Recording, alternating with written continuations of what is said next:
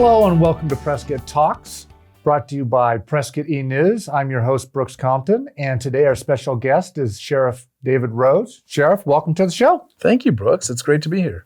Well, most of the constituents and voters in Yavapai County already know who you are, but for those new residents, can you tell us a little bit about your background and about your policies in the department? Yeah, absolutely. I'd be glad to. So I was born in Bisbee, Arizona, a lifelong Arizona resident, lived down there for a little while, born on the border. Moved up here with the family when I was very young, over to the Cornville-Sedona area. We lived on Oak Creek on a ranch where I grew up, and went to school over in the Verde Valley, and moved to Prescott when I was 18 years old. And I always just loved the office of the sheriff, even when I was a kid, and met the sheriff's deputies over in that area. And I was just enamored with the way they treated people and the way that the community responded to them, and the way that they used their authority and the respect that they had. And I thought, wow, if I could just be a sheriff's deputy, that would be like the crowning achievement of my life. And so moved over to Prescott, which was his county seat, but close to the headquarters of the sheriff's office, in which back in those days, sheriff's office was right here at 255 East Gurley, but a lot of the county departments were there, including like the recorder, including human resources and whatnot, and went to college, Yavapai College, got hired when I was 20 years old. And so you were hired straight out of college? I was hired, yes. And I got hired when I was 20 years old, went to the academy, and I've been working at the sheriff's office ever since. So I've held pretty much every position that you can have. I've supervised, managed pretty much everything that you can do there. I spent a lot of time in investigations, did a lot of sex crimes, child abuse, homicide investigations, violent crime. Was an accident reconstructionist for a period of time. Forest Patrol, which was our search and rescue, which I really enjoyed. I went to the FBI Academy, FBI National Academy in 2011, which was a great experience.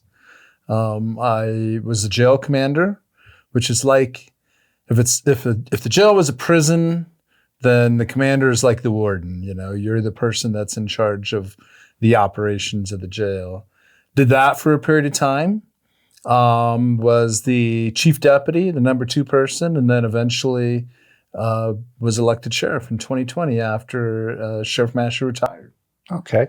Well, I think as you're aware, Prescott E-News has done a poll, and the number one issue on voters' minds was illegal immigration by a wide margin. How has border security and illegal immigration affected your office on a day-to-day basis?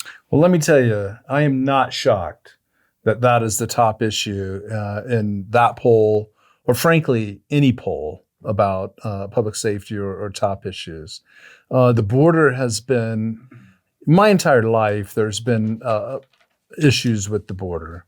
And to varying degrees, you have success with securing it or not, but it's never been secured once. But since my time in office of sheriff, beginning in 2021, it has been the least secure that I've ever seen.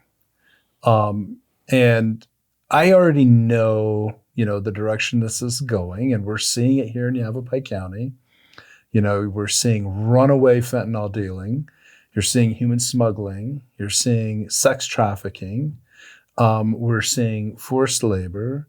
You're seeing different types of organized crime related to the cartels that are cropping up, not just here in Yavapai County, but this entire country. But here in Arizona, it's a big, this is one of the first stops. And Arizona is a thoroughfare. I don't know if you knew this, but 55 or 50%, a little more than 50% of the fentanyl seized in the nation in 2022 was seized right here in Arizona. That is astounding. On Arizona's highways, or primarily on Arizona's highways. And so we have a serious situation here in the state. And I don't want that to take hold here in Yavapai County. So we're putting countermeasures in place right now to address that and to prevent that from becoming, we don't ever want to see Yavapai County turn into some of these municipalities, some of these locales where we already know what happens. You have illegal immigration proliferates. A lot of times because these people come under duress, they owe tremendous debts. Organized crime is able to establish themselves. Public safety degrades. And so we're going to enforce the rule of law right here in Yavapai County. We're going to make sure that people understand that those things are not going to be tolerated here.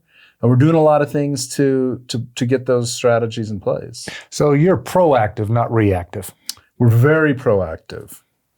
Okay. Very proactive. We've been seeking alternative funding from the state of Arizona. Governor Ducey was a tremendous advocate, ally, and supporter of the work that we were doing here in Yavapai and statewide. Governor Hobbs has been a supporter. On that topic recently, were you just given was an additional $1.5 million that may be coming to help you?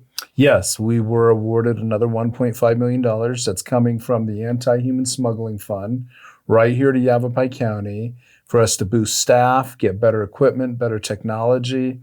And what you have to do is you have to establish a more sophisticated law enforcement response to dealing with organized crime.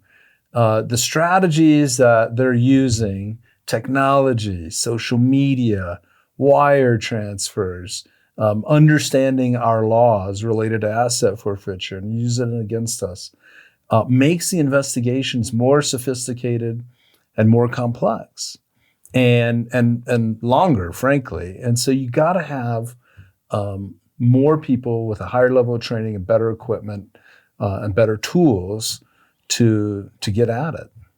Well, I'd like to also talk about the mental health and your deputies and yourself, their interaction with people on the street that are mentally ill, and the thought idea of decriminalizing some of the mental health issues. I've heard you speak about this before. And what are your thoughts about how to combat that problem and how to move forward with solving the issue? Well, my work in this area began when I was the jail commander for Sheriff Masher. And he really had said, we need to figure something out because the recidivism rate, which is it's a fancy word for reoffending, right? Yes. And breaking the law again is extremely high with people who have mental health issues. It's extremely high with people who have addiction issues. And so how do you break that cycle? And how can we use county jail to break that cycle? How can we use the criminal justice system to break that cycle?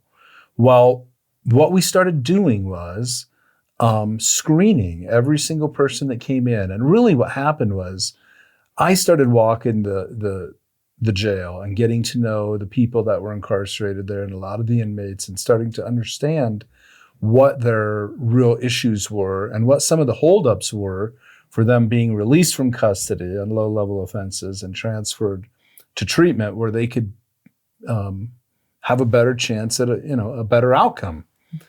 And that turned into, we had a lot of success with that. We had a lot of success just calling judges and getting people released to treatment and whatnot. And that turned into a program called Reach Out. Okay. And Reach Out is nothing more than this.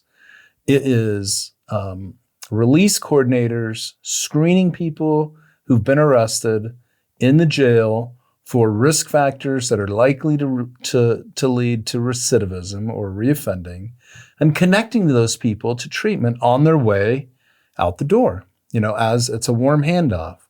And we've had tremendous success with it.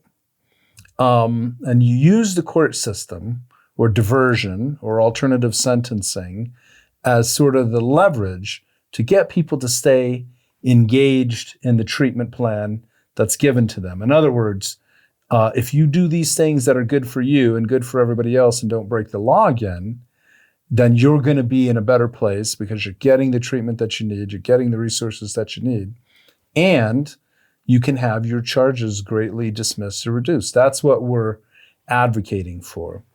What I'm not advocating for, or what I who I don't believe in, is decriminalizing low-level offenses entirely. Okay. That is something that that's just reducing societal standards. And that's just reducing, lowering what you'll tolerate of conduct in society. And we don't want to do that, because those people who are breaking low-level offenses have high propensity to reoffend, then start committing larger crimes or more of them. And so when they do get into the criminal justice system, it's much more onerous for them to try to get out of it. So at the very first sign of trouble with somebody's risk factors, their behavior or whatnot, you're trying to recognize what's driving that behavior, put a plan in place to help them get out of that. So once again, it sounds to me like you're proactive, not reactive, but in a different area, essentially. Well, I tell you, that's one of the things about watching the system for so long and watching, the cycle for so long. Is like, hey, I recognize where this is going. Let's stop it before it happens. Well, Yavapai County is obviously very pro Second Amendment. What are your views on those who wish to limit or abolish our gun rights? My views on those people or on their efforts? No, the efforts, I should say. Oh my gosh. The Second Amendment is here to guarantee all your other rights exist. And every time that I hear about, efforts to take guns away from law-abiding people, reduce their access to them or whatnot, I see it as a clear constitutional violation. And I really strongly believe this office, this elected office, the office of sheriff, is incredibly impactful in setting policy on what you're going to do. I'll give you an example. Okay. You hear all the time about executive orders. People are worried about executive orders of the president to order local law enforcement to come and confiscate guns or to somehow limit Second Amendment rights, really any rights for that matter. I've never believed in enforcing those executive orders. I've said repeatedly, publicly, that I will not enforce them. I've not been asked to enforce an executive order related to the Second Amendment, but I wouldn't do it. I was asked to enforce an executive order related to COVID vaccinations, mandatory vaccinations. I refused to do that. I did not know that. When the new federal administration took over, those orders came down that employees had to be vaccinated. And if you were receiving federal money, there was a vaccine mandate. And we get some federal money, not a lot. But my position was, we're not enforcing that. You don't own anybody's body. The government is in no position to tell anybody what they have to put in their body. Furthermore, I don't need to know if you had a vaccination. It's a personal choice, personal medical choice. Don't tell me. I won't ask, but we're not going to force you to do it. I feel the same way, when you talk about these executive orders related to the Second Amendment. We're not going to enforce those. Now, I warn everybody about this.